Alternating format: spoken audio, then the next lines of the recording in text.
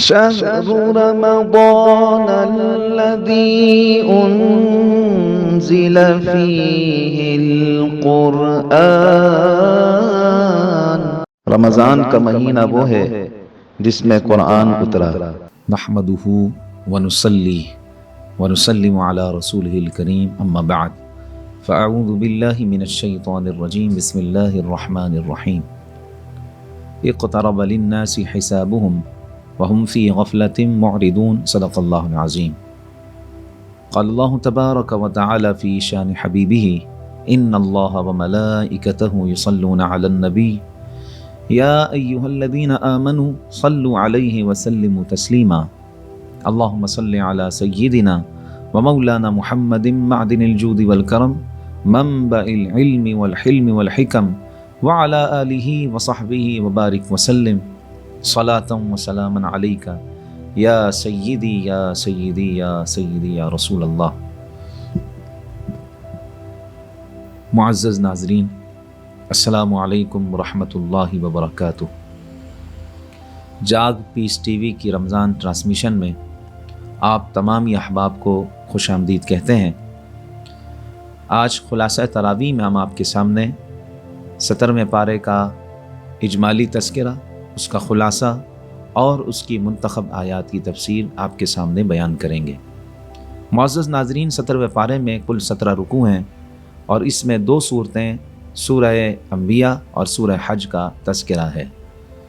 17ویں پارے کی ابتدا سورہ انبیاء سے ہوتی ہے۔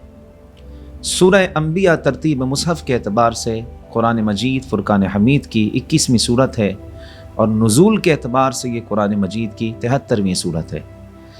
اس صورت میں 112 آیات اور 7 رکوع ہیں، اور اس صورت کا نام جو سورہ انبیاء رکھا گیا ہے اس کی وجہ یہ ہے کہ اس صورت میں متعدد انبیاء کرام علیہم السلام کا ذکر ہے، آپ کا تذکرہ ہے، تو اس لیے اس صورت کو سورہ انبیاء کہا جاتا ہے۔ اس صورت کی ابتدا میں اللہ تبارک و تعالی نے غافل لوگوں کا ذکر کیا اور حساب کے بارے میں ان کو تنبیہ کی گئی کہ لوگ غفلت کا شکار ہیں۔ اس کے بعد اللہ تبارک و تعالی نے پچھلی امتوں کی سرکشی کو بیان فرمایا اور ان پر نازل ہونے والے عذابات کا اللہ تعالی نے تذکرہ کیا ہے۔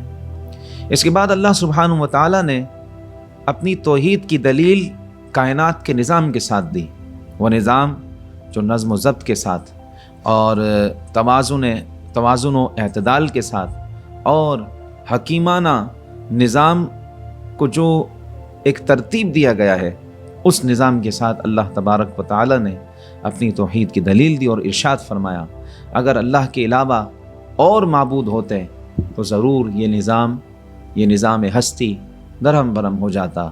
ہم جو دیکھتے ہیں سورج، چاند، ستارے اور دن اور رات کا اپنے وقت مقرر پر آنا جانا، یہ سب اپنے ایک ایسی ہستی کا پتہ دے رہے ہیں جو ان کو چلا رہا ہے۔ کسی نے بڑا خوب کہا، کوئی تو ہے جو نظام ہستی چلا رہا ہے، وہی خدا ہے، وہی خدا ہے، وہی خدا ہے۔ تو اللہ تبارک و تعالی نے اس نظام کائنات سے اپنی توحید پر دلیل دی اور اس کائنات کا پتہ پتہ ہمیں اللہ کا پتہ دیتا ہے، ہمیں اللہ کا تعارف دیتا ہے، ہمیں اس ہستی کی معرفت دیتا ہے کہ جس نے اس کائنات کو بنایا ہے۔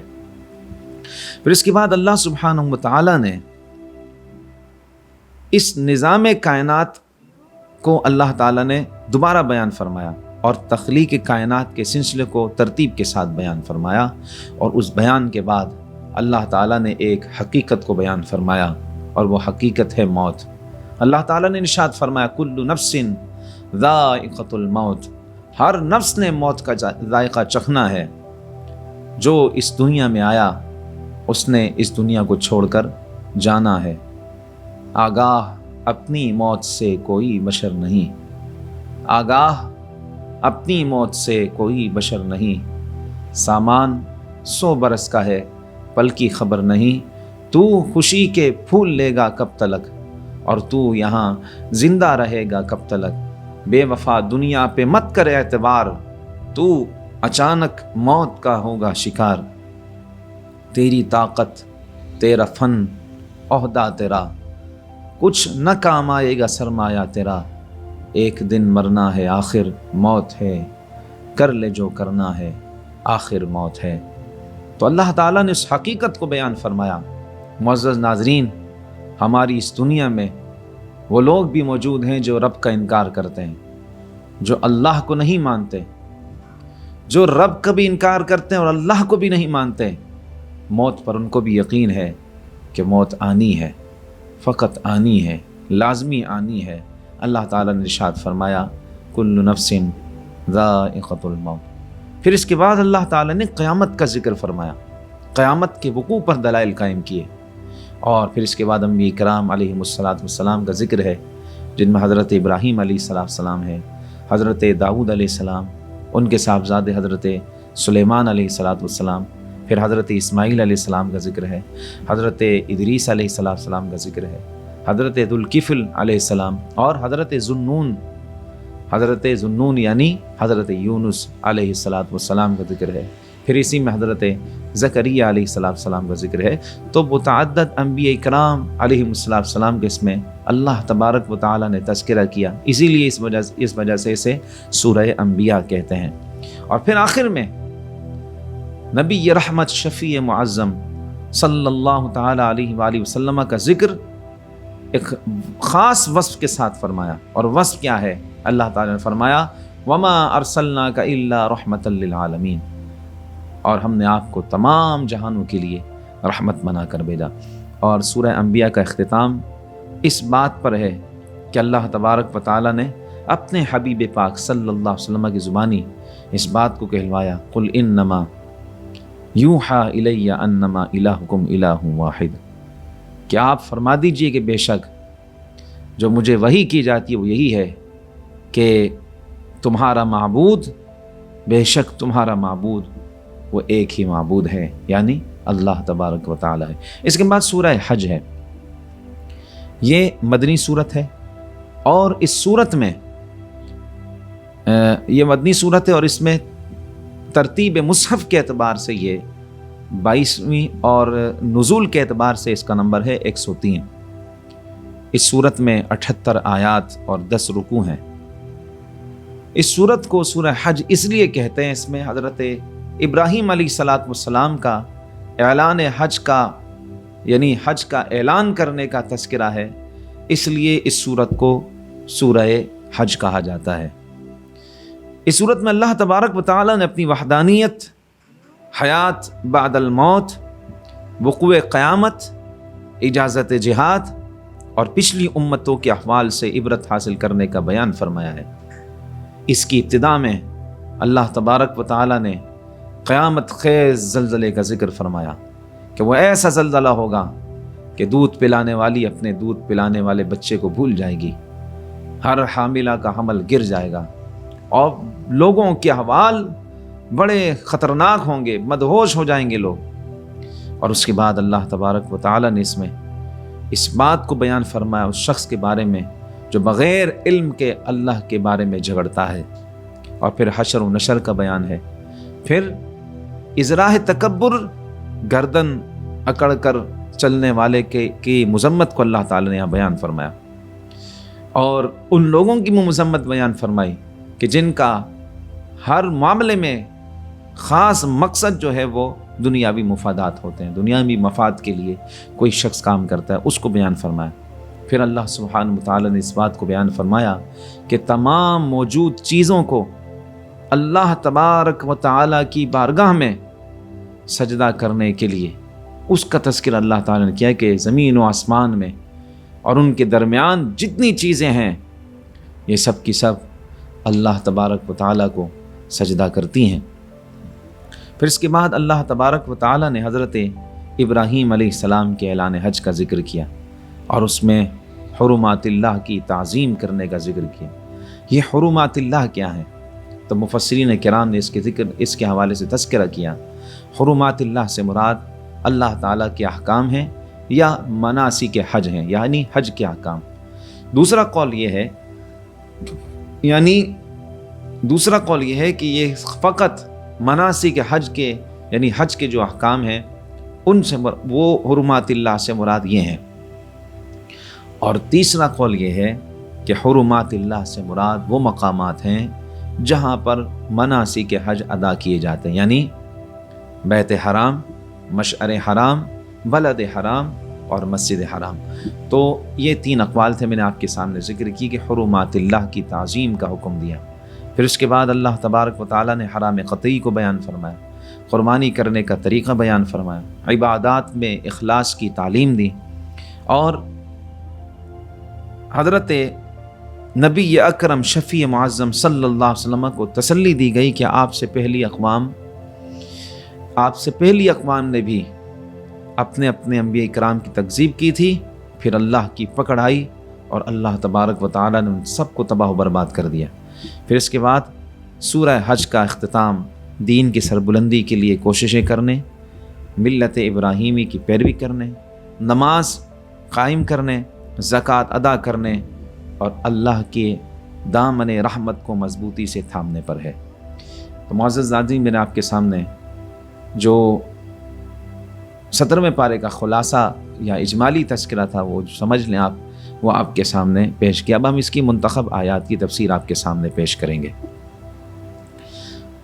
17ویں پارے کی ابتدا میں اللہ تبارک و تعالی نے ارشاد فرمایا، اقترب للناس حسابهم وهم فی غفلۃ معرضون، لوگوں کے حساب کا وقت قریب آ گیا اور وہ غفلت کا شکار ہیں، دین کی باتوں سے روگردانی کر رہے ہیں، اور جب بھی نصیحتی کوئی بات ان کے پاس آتی ہے تو توجہ سے نہیں سنتے، بس کھیل تماشے کے انداز سے سنتے ہیں، اور نبی کو اپنے جیسا بشر قرار دیتے ہیں، قرآن کو جادو قرار دیتے ہیں، یا خواب پریشان کہتے ہیں، یا شاعری کہتے ہیں، یا خود ساختہ کلام قرار دیتے ہیں۔ یہ ان لوگوں کی باتیں ہیں جو کفار مکہ تھے، جو نبی کریم صلی اللہ علیہ وسلم کی نبوت و رسالت کو تسلیم نہیں کرتے تھے، اس کا انکار کرتے تھے۔ تو اللہ تبارک و تعالی نے ان کے بارے میں ارشاد فرمایا کہ حساب کا وقت قریب آنے والا ہے۔ مطلقاً یہ آیت ہم سب کے لیے بھی ہے کہ حساب کا وقت قریب آنے والا ہے، ہمیں اپنے رب کو راضی کر لینا چاہیے، دین کے معاملات میں غور و فکر کرنی چاہیے، دین کو ہلکا نہیں سمجھنا چاہیے، دین کے معاملے میں ہم خالصتاً اللہ تبارک و تعالیٰ کی رضا کے لیے کام کریں۔ جب دین کی بات ہو، ادب کے ساتھ، احترام کے ساتھ دین کی بات کو سنا جائے۔ پھر اس کی آیت نمبر 51 میں اللہ تبارک و تعالیٰ نے ایک بار پھر حضرت ابراہیم علیہ السلام کے عرفی والد جس کا نام آزر تھا اس کا تذکرہ کیا۔ حضرت ابراہیم علیہ السلام نے اس کو اور اس کی قوم کو بت پرستی پر ملامت کی، تو آپ نے اس سے کہا کہ اللہ کی قسم تمہاری پیٹھ پھیر کے جانے کے بعد میں تمہارے بتوں کے ساتھ ایک خفیہ تدبیر کروں گا۔ تو حضرت ابراہیم علیہ السلام نے ان کے بڑے بت کے سوا اور جتنے بت موجود تھے سب کے ٹکڑے ٹکڑے کر دیے۔ پھر ایسا ہی ہوا، نمرود کی قوم آئی اور قوم نے کہا کہ یہ ہمارے بتوں کا حشر کس نے کیا ہے؟ حضرت ابراہیم علیہ السلام نے صرف بڑے بت کو چھوڑا تھا، اس کے علاوہ بقیہ جتنے بت تھے سب کو آپ نے ٹکڑے ٹکڑے کر دیا تھا۔ اس پوری روئے زمین میں آپ پہلے بت شکن ہیں، بتوں کو توڑنے والے ہیں۔ تو جب قوم آئی تو قوم نے کہا کہ یہ کس نے کیا؟ پھر سبھی قوم کے لوگوں نے کہا کہ یہ وہی جوان جس کا نام ابراہیم ہے اس نے کیا ہے۔ تو حضرت ابراہیم علیہ السلام کو مجمع عام میں بلایا گیا اور ان سے جواب طلبی کی گئی کہ یہ کس نے کیا ہے؟ تو حضرت ابراہیم علیہ السلام نے جواب دیا کہ یہ بڑے بت یہاں پر موجود ہیں، ان سے پوچھئے، یہ جو بڑا بت یہاں پر رکھا ہوا ہے اس سے پوچھئے کہ یہ کس نے کیا ہے، یہ جواب دے گا کہ کس نے کیا ہے، یہ اسے جواب دینا چاہیے۔ تو وہ شرمندہ ہو گئے اور کہا انہوں نے کہ آپ کو معلوم نہیں کہ یہ بولتے نہیں ہیں؟ تو حضرت ابراہیم علیہ السلام نے کہا تم اللہ معبود برحق کو چھوڑ کر ایسے بتوں کو پوچھتے جو نہ تو تمہیں نفع دے سکتے ہیں نہ کوئی نقصان پہنچا سکتے ہیں۔ تو وہ حضرت ابراہیم علیہ السلام کی بات پر لاجواب ہو گئے اور اس کے بعد انہوں نے حضرت ابراہیم علیہ السلام کے لیے سزا یہ تجویز کی کہ آپ کو آگ میں ڈالا جائے. تو جناب آگ بہت بھڑکا دی گئی، اتنی زیادہ کہ اب کوئی قریب نہ جائے. چنانچہ حضرت ابراہیم علیہ السلام کو منجنیق میں رکھ کر آگ کے اندر پھینک دیا گیا. اللہ کی قدرت دیکھیے، ادھر سے آپ آگ کی طرف گئے، اللہ تبارک و تعالی نے اس آگ کو حکم دیا کہ یا نار کونی برداً و سلاماً علی ابراہیم، اے آگ ٹھنڈی اور سلامتی والی ہو جائے ابراہیم علیہ السلام پر. اور پھر اس کے بعد حضرت لوط علیہ السلام، حضرت یعقوب علیہ السلام، حضرت اسحاق علیہ السلام، ان کا تذکرہ ہے کہ اللہ تبارک تعالیٰ نے انہیں امام ہدایت بنایا اور انہیں نبوت اور علم عطا فرمایا. اس کے بعد سورہ انبیاء کی آیت نمبر 78 میں حضرت داؤد علیہ السلام کے ایک مقدمے کا ذکر ہے، جس میں حضرت داؤد علیہ السلام نے ایک فیصلہ دیا اور حضرت سلیمان علیہ السلام نے اس فیصلے کو غلط قرار دیے بغیر دوسرا فیصلہ کیا. اللہ تعالیٰ نے فرمایا ہم نے سلیمان کو صحیح فیصلہ کرنے کی سمجھ عطا کی اور ہم نے دونوں کو قوت فیصلہ اور علم عطا کیا تھا. اس سے معلوم ہوا کہ ایک عدالت کے فیصلے پر دوسری عدالت نظر ثانی کر سکتی ہے، اور ایک فیصلہ اگر بہتر ہے تو دوسرا فیصلہ بہترین ہو سکتا ہے. اس کے بعد حضرت داؤد علیہ السلام کے معجزات کا ذکر ہے. وہ یہ تھا کہ پہاڑ آپ کے تابع تھے، اللہ تعالیٰ نے پہاڑوں کو آپ کے تابع کیا ہوا تھا، اور پرندوں کا آپ کے ساتھ تسبیح کرنے کا ذکر ہے. جنگ کے ساز و سامان آپ بناتے تھے، زرہ آپ بناتے تھے. اور اسی طرح پھر حضرت سلیمان علیہ السلام کا ذکر ہے کہ آپ کو بادشاہت عطا فرمائی اور آپ کو ہوا کو آپ کے تابع کیا گیا، جو آپ کے حکم پر آپ کے تخت کو اڑا کر جہاں آپ جانا چاہتے ہیں وہ آپ کو بغیر کسی تکلیف کے وہاں تک پہنچا دیتی. اور جنات کو آپ کے تابع کیا گیا. اور پھر اسی طرح حضرت یونس علیہ السلام کا پھر اس کے بعد ذکر ہے. حضرت یونس علیہ السلام اپنی قوم سے ناراض ہو کر چلے، پھر اللہ کی تقدیر سے دریا میں ڈال دیے گئے. دریا میں ان کو ایک مچھلی نے نگل لیا اور انہوں نے تہ در تہ ظلمتوں میں اللہ سے ان کلمات کے ساتھ توبہ کی. وہ توبہ کی کلمات ہمارے ہاں آیت کریمہ کے نام سے مشہور ہیں. لا الہ الا انت سبحانک انی کنت من الظالمین. لا الہ الا انت سبحانک انی کنت من الظالمین. لا الہ الا انت سبحانک انی کنت من الظالمین. حضرت یونس علیہ السلام مچھلی کے پیٹ میں ہے. ایک اندھیرا وہ ہے، پھر ایک اندھیرا سمندر کی گہرائی میں ہے، اور ایک اندھیرا رات کا اندھیرا ہے. تو حضرت یونس علیہ السلام اس تہ در تہ ظلمتوں میں اپنے رب کو پکار رہے ہیں، توبہ کر رہے ہیں. اللہ تعالیٰ نے فرمایا تو ہم نے ان کی پکار سن لی اور انہیں غم سے نجات عطا فرمائی، اور ہم اسی طرح مومنوں کو نجات عطا فرماتے ہیں. اس کے بعد سورہ انبیاء کے آخری رکوع میں ہمارے آقا و مولا احمد مجتبیٰ سید الانبیاء حبیب کبریا جناب محمد مصطفیٰ صلی اللہ علیہ وسلم کا ذکر خیر ہے. اور وہ کس انداز میں ہے؟ وہ ایک بے مثل و بے مثال اعزاز سے اللہ تبارک و تعالیٰ نے آپ کو نوازا. اور وہ اعزاز کیا ہے؟ وہ اعزاز یہ ہے، اللہ تعالیٰ نے ارشاد فرمایا وما ارسلناک الا رحمۃ للعالمین، اور ہم نے آپ کو تمام عالمین کے لیے رحمت بنا کر بھیجا.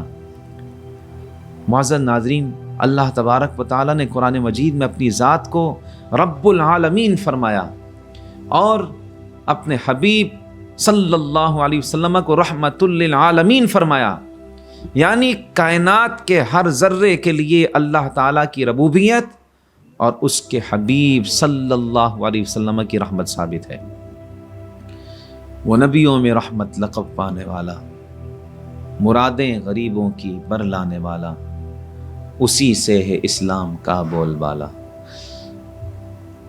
سورہ حج کی ابتدائی آیات میں اللہ تبارک و تعالی نے تقوی کا حکم دیتے ہوئے قیامت کی हौलनाकियों को बयान फरमाया कि क़यामत एक ज़लज़ले के तौर पर बर्पा होगी और उसका मंज़र इस कदर दहशतनाक होगा कि दूध पिलाने वाली माएँ अपने दूध पीते बच्चों को फरामोश कर देंगी। हर हामिला का हमल साक़ित हो जाएगा, लोग मदहोश नजर आएंगे, जबकि लेकिन अल्लाह तबारक व तआला के अज़ाब की शिद्दत के बाइस ये उनकी कैफियत होगी। यानी लोग मदहोश होंगे लेकिन वो असल में मदहोश नहीं होंगे, यह अज़ाब की शिद्दत की वजह से उनकी कैफियत होगी। क़यामत का हमारे यहाँ जो तसव्वुर है वो इसलिए है कि हम क़यामत आने से पहले क़यामत की तैयारी करें। हमारे यहाँ क़यामत का तसव्वुर इसलिए है ताकि वहाँ अल्लाह की बारगाह में हमसे जो जो सवालात हों, जो बात पूछी जाए, वहाँ पर हमने रब की बारगाह में जवाब देना है। इस दुनिया में कोई झूठी गवाही देकर, इस दुनिया में कोई जाली सोर्सेस लगाकर, इस दुनिया में कोई अपना माल दौलत खर्च करके किसी भी सज़ा से बस बच सकता है, लेकिन अल्लाह तबारक व तआला की बारगाह में हर बात का जवाब देना होगा। वो ऐसा मकाम है, वो ऐसी जगह है और ऐसा क़यामत का वक़ू है कि आप देखिए सूरह फातिहा पढ़ते हैं, अल्लाह तबारक तआला फरमाता है अर्रहमानिर रहीम मालिक यौमिद्दीन, यौम जज़ा का मालिक। अल्लाह तो हर दिन का मालिक है, तो ख़ास इस दिन को ज़िक्र इसलिए किया कि उस दिन अल्लाह ही मालिक होगा, उसके अलावा कोई मालिक नहीं होगा। वो दिन होगा कि वो बादशाह जिन्हें अपनी बादशाहत पर बड़ा नाज था और वो अपनी बादशाहत की हवाले से तकब्बुर और गुरूर के साथ बात करते थे, तो कल क़यामत के दिन जब ये सब मर जाएंगे, अल्लाह ताला फरमाएगा लिमनिल मुल्कुल यौम, आज किसकी बादशाहत है, आज कौन बादशाह है? तो कहीं से आवाज़ नहीं आएगी। बड़े बड़े नाम जिन्हें अपनी बादशाहत पर गुरूर और तकब्बुर था, जो इस दुनिया में अकड़ कर चलते थे, जिनकी ज़ुबान तकब्बुर और गुरूर के साथ कलाम करती थी, तो वो उस दिन कोई कुछ नहीं बोल सकेगा। फिर अल्लाह ताला खुद जवाब देगा लिल्लाहिल वाहिदिल क़हार। आज अगर बादशाहत है तो वह अल्लाह वाहिद व क़हार की है, यकीनन बादशाहत उसी की ही है और उस दिन सबको उसकी बारगाह में हाजिर होना है। उससे पहले ये कैफियत होंगी। अल्लाह सुब्हानहु व तआला ने उस ज़लज़ले का ज़िक्र किया, तो हमें वो दिन आने से पहले अपनी आखिरत की तैयारी करनी चाहिए। नबी करीम सल्लल्लाहु तआला अलैहि वसल्लम से अर्ज़ की गई, या रसूल अल्लाह सल्लल्लाहु अलैहि वसल्लम, लोगों में से सबसे ज़्यादा अक्लमंद कौन है? तो आका अलैहिस्सलातु वस्सलाम ने इरशाद फरमाया, लोगों में सबसे ज़्यादा अक्लमंद वो है जो अपनी मौत को कसरत से याद करे और फिर उसकी तैयारी करे। मौज़ूद नाज़रीन, मौत को याद करने का मतलब यह है कि अपने आखिरत की तैयारी करना। अल्लाह करीम हमें आखिरत की तैयारी करने की तौफीक अता फरमाए। सूरह हज की आयत नंबर 27 में हज़रत इब्राहीम अलैहिस्सलाम का तज़किरा है। हज़रत इब्राहीम अलैहिस्सलाम को हुक्म दिया गया कि लोगों में बुलंद आवाज़ से हज का ऐलान कर दीजिए। वजह यह है कि हज़रत इब्राहीम अलैहिस्सलाम ने जिस वक्त खाना काबा को तामीर कर लिया, तो आपने अल्लाह ताला की बारगाह में अर्ज़ की, मौला इस बेआबो गियाह मकाम पर, ये वो मकाम के जहाँ पर ना तो पानी है, ना कोई बंदा, ना बंदे की ज़ात है, परवरदिगार आलम इस मकाम पर कौन इस का हज करने आएगा? तो अल्लाह तबारक व तआला ने फरमाया, आप बुलंद मकाम पर खड़े होकर और बुलंद आवाज़ के साथ आप ऐलान कर दीजिए। ऐलान करना आपका काम है, उस ऐलान को पहुंचाना हमारा काम है। और वो लोग आपके ऐलान पर जो लब्बैक कहेंगे, वो दूर दूर दराज से पैदल और सवारियों के साथ, अपने ऊँटों के साथ इस रास्ते पर आएंगे और हज करेंगे। तो हज़रत इब्राहीम अलैहिस्सलाम ने जब निदा लगाई, तो अल्लाह तबारक व तआला ने उस निदा को मर्दों की पुश्तों में मौजूद जितनी उनकी औलाद है सब तक उस निदा को पहुँचाया, और माओं की रहमों में मौजूद जितनी औलाद है सब तक उस निदा को पहुँचाया। और उन लोगों ने कहा लब्बैक अल्लाहुम्मा लब्बैक, लब्बैक अल्लाहुम्मा लब्बैक, लब्बैक अल्लाहुम्मा लब्बैक। तो जिसने जितनी मरतबा लब्बैक कहा तो वो रिवायात में आता है कि उतनी मरतबा हज करेगा। अल्लाह करीम हमें भी हज की सआदत अता फरमाए। ये जो इस वक्त पूरी दुनिया में एक वबा फैली हुई है, अल्लाह करीम इस मुबारक महीने के सदक़े में पूरी इंसानियत से इस वबा को दूर फरमा दे और फिर सारे रास्ते खुल जाएं, हम फिर से हरमैन तय्यबैन की ज़ियारत से मुशर्रफ हों और उन रास्तों पर चलें जिन पर रसूलुल्लाह चला करते थे, जिन पर हसनैन करीमैन चला करते थे, जिन पर जनाब सिद्दीक़ अकबर, उमर फ़ारूक और हज़रत उस्मान और हज़रत हैदर कर्रार रिदवानुल्लाहि अलैहिम अजमाइन चला करते थे। अल्लाह करीम हमें उन रास्तों का मुसाफिर बना दे। अल्लाह तबारक व तआला की बारगाह में दुआ है, अल्लाह करीम हमारे सीनों को कुरान मजीद फ़ुरक़ान हमीद के नूर से मुनव्वर रोशन फरमाए और हम सबको सिराते मुस्तकीम पर चलने की तौफ़ीक़ अता फरमाए। अस्सलामु अलैकुम व रहमतुल्लाहि व बरकातुहू। शहरु रमज़ान अल्लज़ी उन्ज़िल फ़ीहिल क़ुरआन। रमज़ान का महीना वो है जिसमें कुरान उतरा।